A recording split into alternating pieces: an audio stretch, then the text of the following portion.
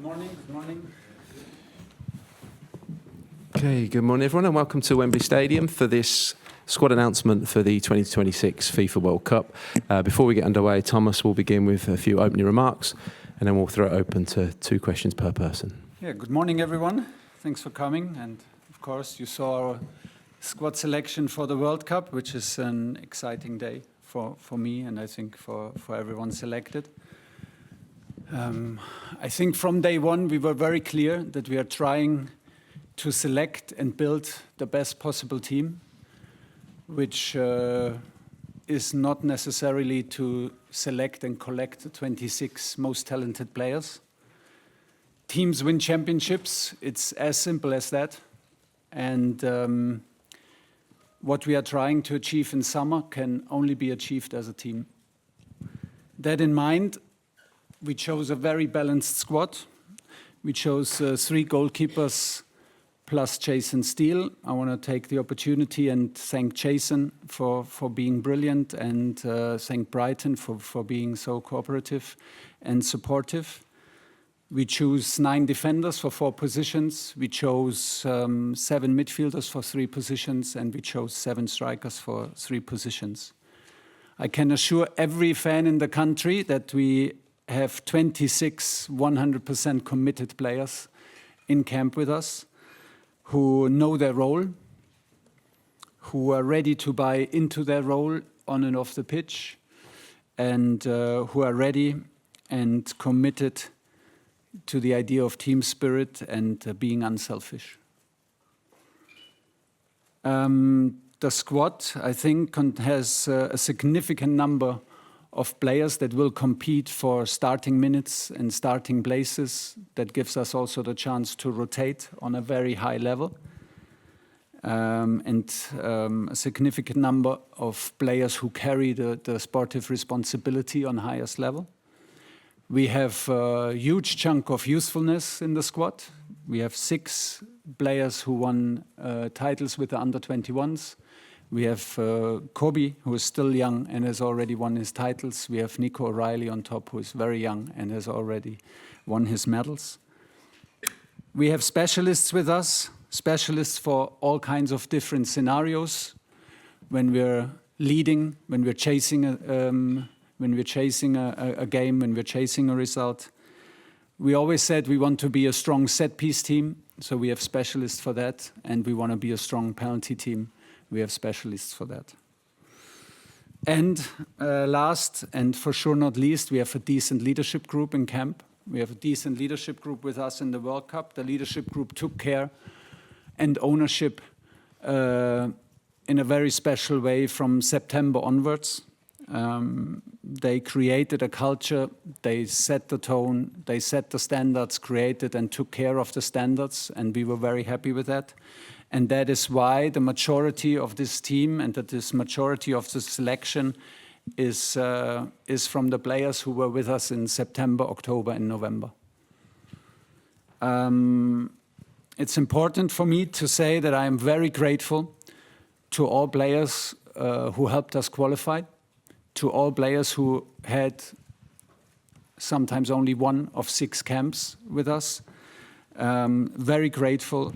And I tried to show my respect and my appreciation for what they have done in telling them in personal phone calls in the last 3 days about my decision.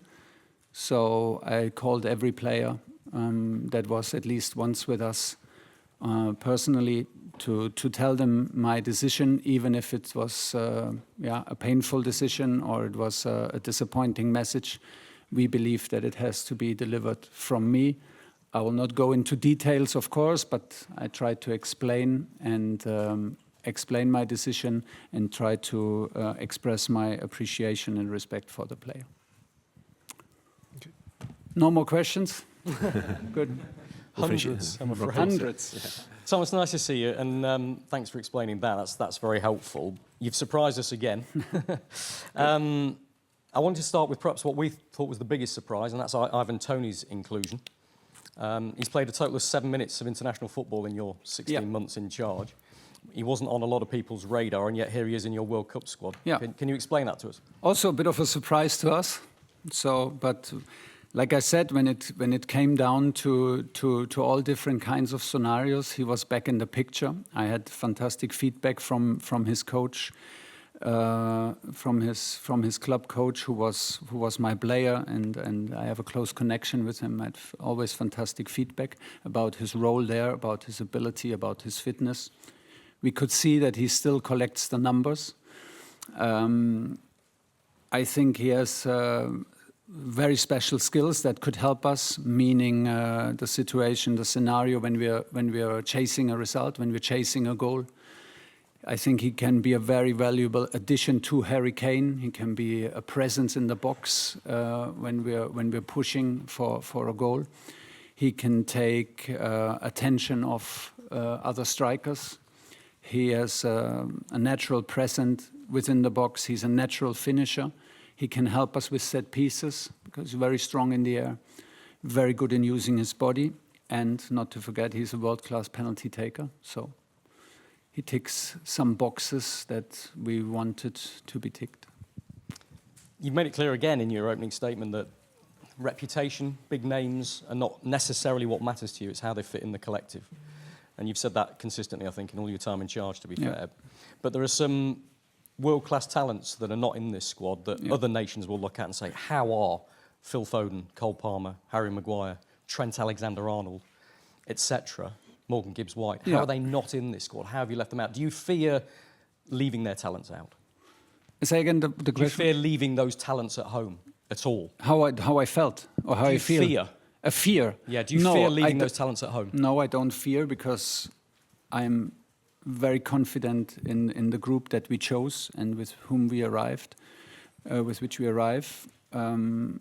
Very difficult decisions, painful conversations, difficult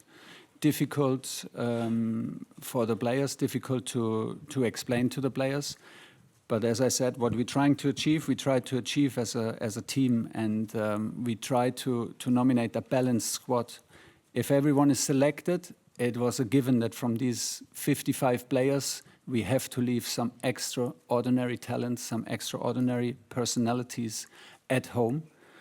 Either way, if we would have picked all these names, some other big 5 names would have been out, and we would talk about these names. So that comes with a job. I like these kind of decisions, even if they took us weeks and sometimes months to clarify the decisions. I think they bring clarity. I think they bring, in the end, a certain edge that is necessary. I tried to explain the reasons for the players. Could they be in camp? Did they do anything wrong? No. Could they be in camp? Yes, 100% sure.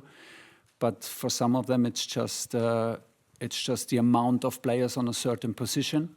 We didn't want to play the players out of position so much, and we want to give them a clear role, and it comes with difficult and maybe hard choices in the build-up to the tournament. Hi, Thomas. You said a lot of painful decisions to make for players and difficult phone calls. One player who's released a statement saying he was disappointed was Harry Maguire. Do you understand him releasing a statement, or were you a bit surprised to see that after you spoke to him? I was a bit surprised, but I respect his personality a lot. I respect his quality a lot. He had an outstanding season. I can see the disappointment. I can see the reason behind the disappointment. Still, I was a bit surprised because we had a private conversation, and he had the chance to express his feelings, which he did, and this is fair enough, because I can see all the reasons why he could be in the squad. But the decision is that we stood firmly with our central defenders that carried us through September, October, November. Some of them are part of a leadership group that took ownership and set the standards high, and we just it was a decision for these 23, for these 26 players, even if it feels that it's against individuals. Sammy. Decided who's in the leadership group. Yeah. or why you decided those Well, we players had a were in? March camp and we had a June camp, and that it was pretty clear for us who should be in there. I see no value in sharing it with you, to be honest. So I will keep it. I will keep it to myself. It's a group of 5-6 players, and this is always like it's always a fluidity possible in the group. But they took ownership. They took care.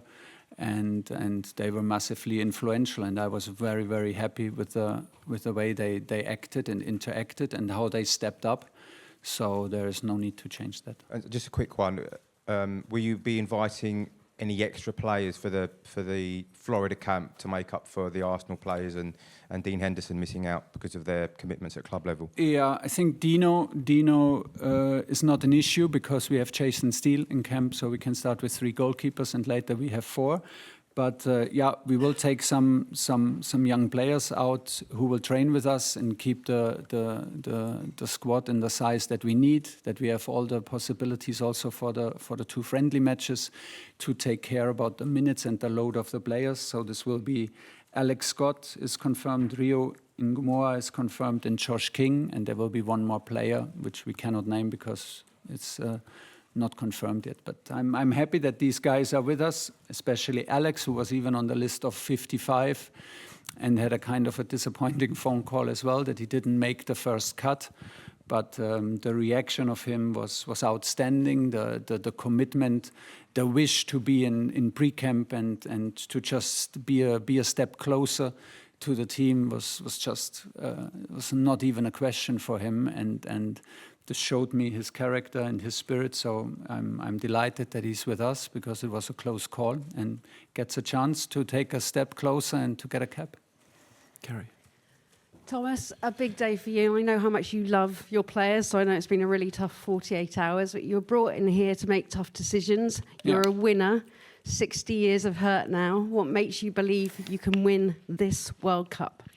I heard recently a quote from Rafa Nadal, who said, "I'm not a winner, I'm a competitor, I'm a challenger," and that is basically how I arrive in the US for this tournament. I'm hungry. I arrive with hunger. I arrive with excitement, and I arrive as a competitor and as a challenger. And I think that is the role for us as a team. That is how I want the team to play. This is how I want the team to develop, and this is why we picked that squad, and that's why I'm so sure that we picked the right squad.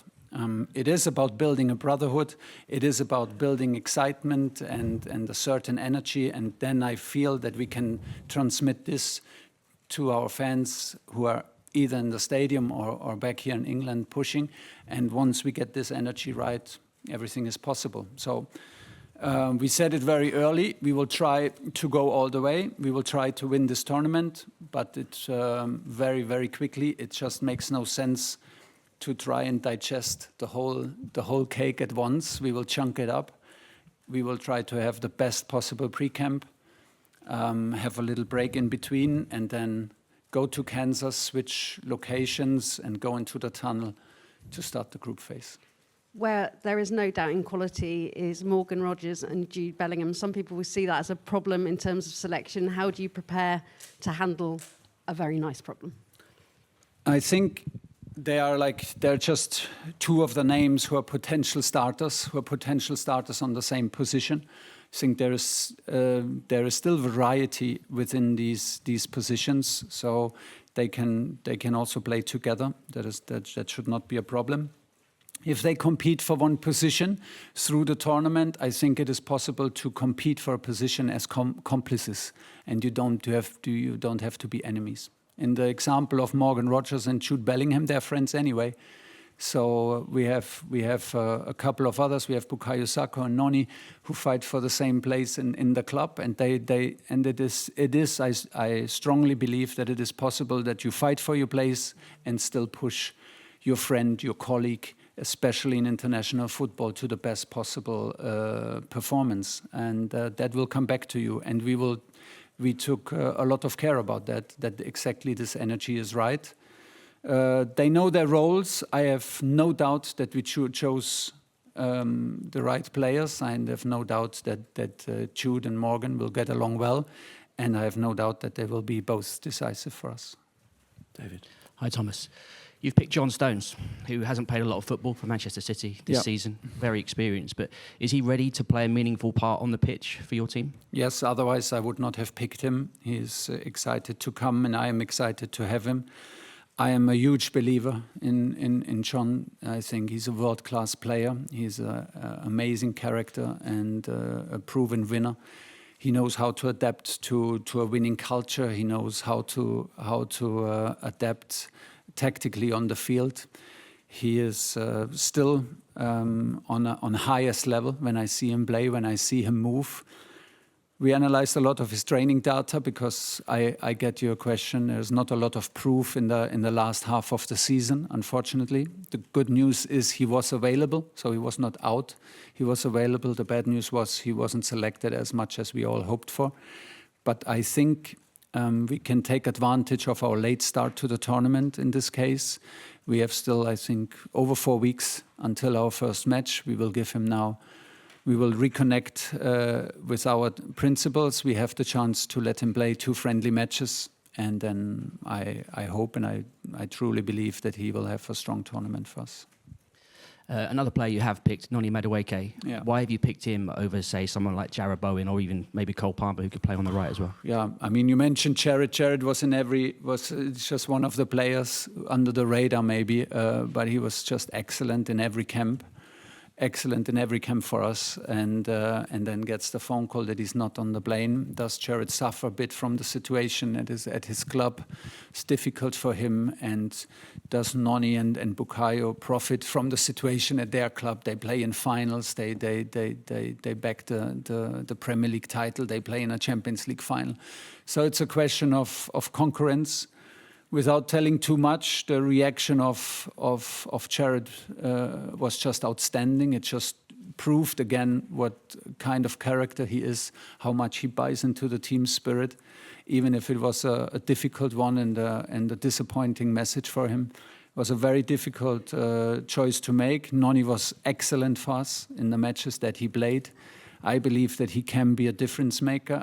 I even believe that he didn't play so regularly, but he's used to coming on, coming off, can be a big advantage. And I believe in his ability to change matches, in his ability to disrupt defensive organizations with his one-on-ones. So that was the choice. Ethan and Henry. Hi, Thomas, UK.